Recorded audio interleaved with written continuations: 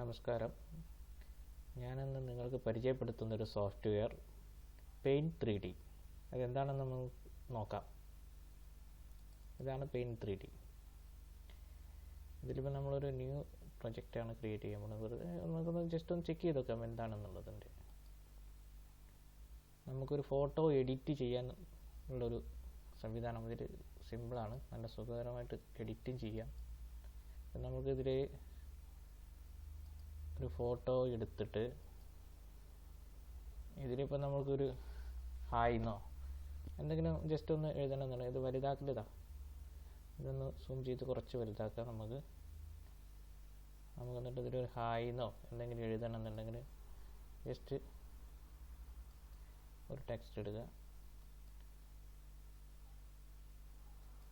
ഈ ഫോട്ടോയിൽ കറക്റ്റായിട്ട് ആഡ് ചെയ്ത് കൊടുക്കുക. നമുക്ക് ലേശം തിരിക്കാം.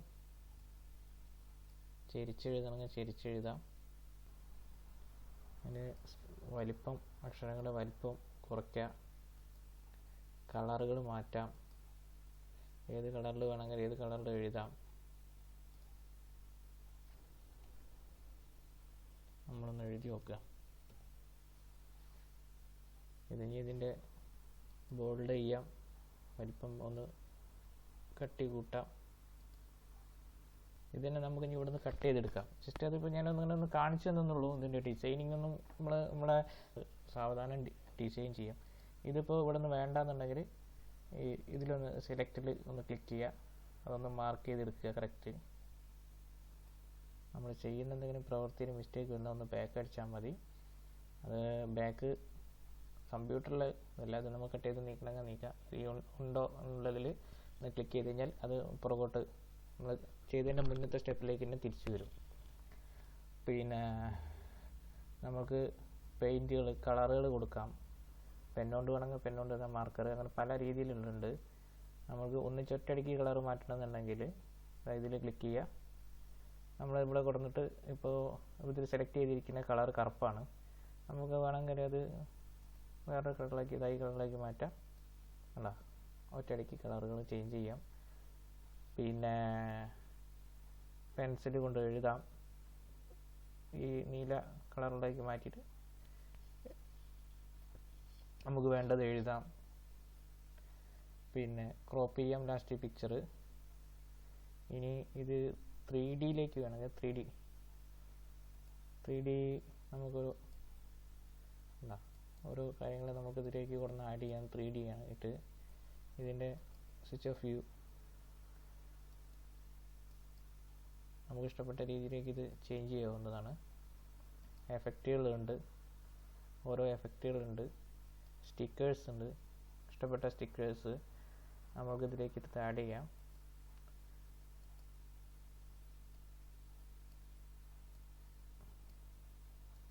ഇതിപ്പോൾ ജസ്റ്റ് ഒരു പരിചയപ്പെടുത്താൻ വേണ്ടിയിട്ട് നമ്മളൊന്ന് ജസ്റ്റ് ചെയ്യുന്നേ ഉള്ളൂ.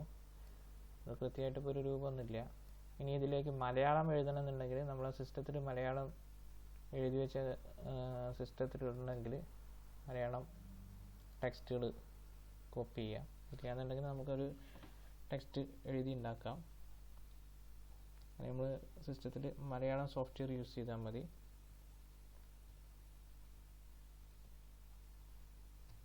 ആയി അത് നമ്മൾ കോപ്പി ചെയ്യുക. എന്നിട്ട് വീണ്ടും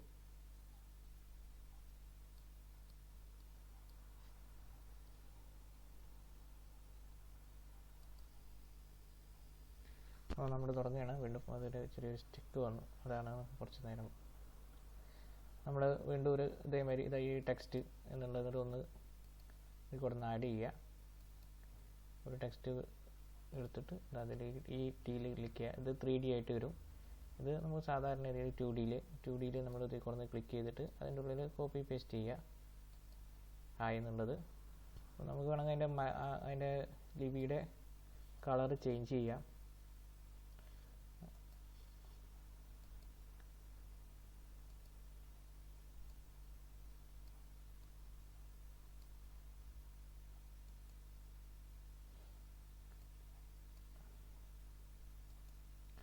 കളർ ചേഞ്ച് ചെയ്യാം. ആ കളർ ഇതാക്കാം. നമുക്ക് വീണ്ടും അത് മാത്രം അവിടുന്ന് കട്ട് ചെയ്തെടുക്കാം. പിന്നെ ഇതൊക്കെ കഴിഞ്ഞ് ഇതിൻ്റെ 3D 3D സ്പെല്ലിങ് നമുക്ക് വേണമെങ്കിൽ അത് ചെയ്യാം. ടെക്സ്റ്റ് വേണമെങ്കിൽ കളർ ചേഞ്ച് ചെയ്തിട്ട് വീണ്ടും ക്രിയേറ്റ് ചെയ്യാവുന്നതാണ്. നമുക്ക് കറുപ്പിലായിക്കോട്ടെ. ഇനി ഒന്ന് എഴുതത് കറുപ്പിലാവും. ബോൾഡ് ചെയ്യുക, സെൻറ്റർ ചെയ്യുക. അത് കുറച്ച് ചെരിച്ച് വേണമെങ്കിൽ ചെയ്യാം, പക്ഷെ അത് ഇംഗ്ലീഷ് അക്ഷരങ്ങൾക്ക് കൂടുതൽ ഉപയോഗം നിർത്തുക. പിന്നെ ബാക്ക്ഗ്രൗണ്ടുകൾക്ക് നമുക്ക് എന്തെങ്കിലും വേണമെങ്കിൽ ഫില്ല് ചെയ്യാനെന്നുണ്ടെങ്കിൽ അതും ചെയ്യാം. ഇപ്പോൾ ഇനി വേണമെങ്കിൽ 3D shape, 2D shape, stickers, effect, അങ്ങനെ ഒരുപാട് ഉപയോഗമുള്ള ഒരു സോഫ്റ്റ്വെയർ ആണ്. നമുക്കിനി ഒരു 3D സ്പെല്ലിംഗ് എഴുതി നോക്കാം.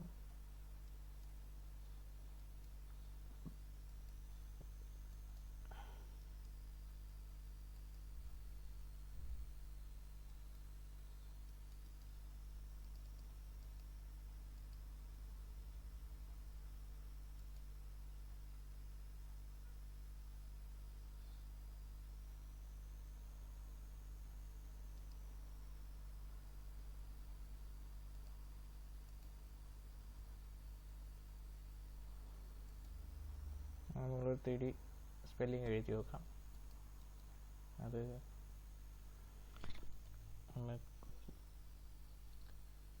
ജസ്റ്റ് ഇപ്പോൾ ടെസ്റ്റ് എന്നൊന്ന് എഴുതി നോക്കാം.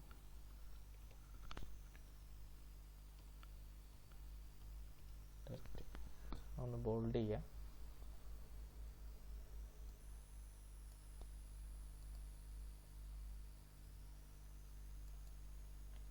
നമ്മൾക്കുണ്ടെങ്കിൽ അതൊരു 3D വ്യൂ കിട്ടില്ല എങ്ങനെയാണെന്നുള്ളത് നമുക്കൊന്ന് ചെക്ക് ചെയ്യാം.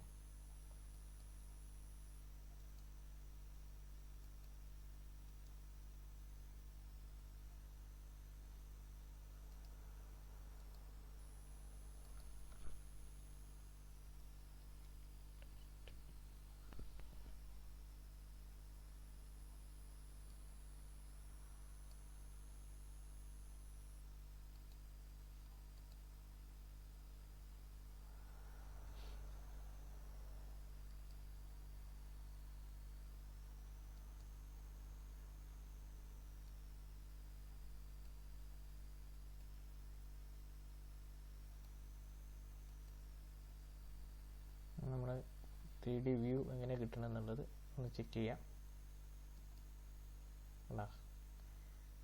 3D സ്റ്റൈലിലേക്ക് വരും. നമുക്കിങ്ങനെ ഓരോന്നും ഇതിൻ്റെ രീതിയിൽ 3Dയിലേക്ക് ക്രിയേറ്റ് ചെയ്യണമെങ്കിൽ 3D ക്രിയേറ്റ് ചെയ്യാം. നമുക്ക് മലയാള അക്ഷരങ്ങൾ എഴുതണം, അത് എഴുതാം.